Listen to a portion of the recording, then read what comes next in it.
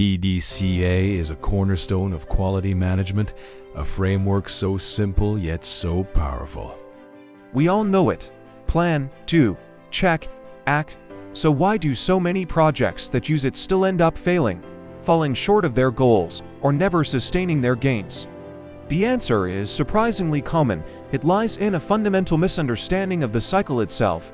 And today, we're exposing the single step that most teams skip, leading to failure. Let's quickly recap what the PDCA cycle is supposed to be. Plan is where you identify a problem or opportunity and set a clear, measurable goal. This isn't just a one-line statement, it involves deep analysis. You need to understand the current state, gather data, and, most critically, identify the root cause of the problem. This is the foundation of your entire project. Do is the action phase. Here, you implement your plan on a small scale, a pilot test. This isn't a full-scale rollout, it's a controlled experiment.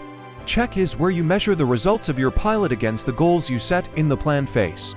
Did your change have the intended effect? What were the unintended consequences? This is your reality check. Finally, act is where you make a decision based on what you learned.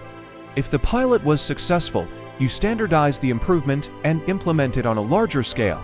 If it wasn't, you go back to the plan phase with new knowledge. It's a cycle of learning. Here's the billion-dollar mistake.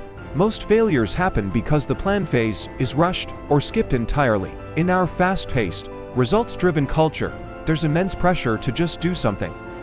We have a bias for action. Leaders want to see activity, so teams jump straight to implementing solutions.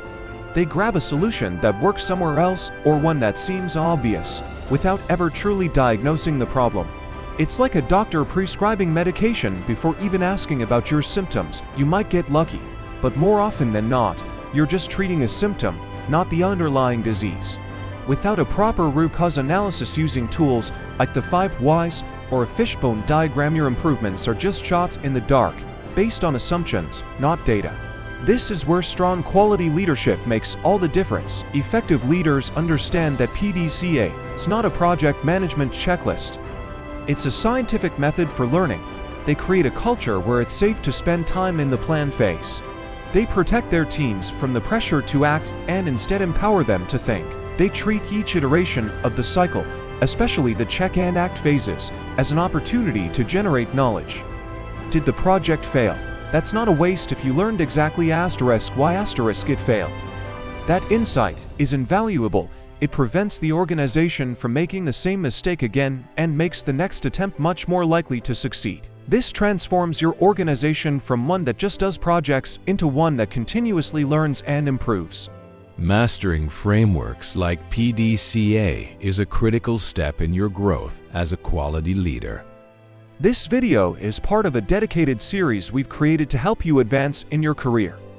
If you're ready to move beyond just tools and start building a true culture of quality, make sure you subscribe and check out the full playlist. Let's build that career together.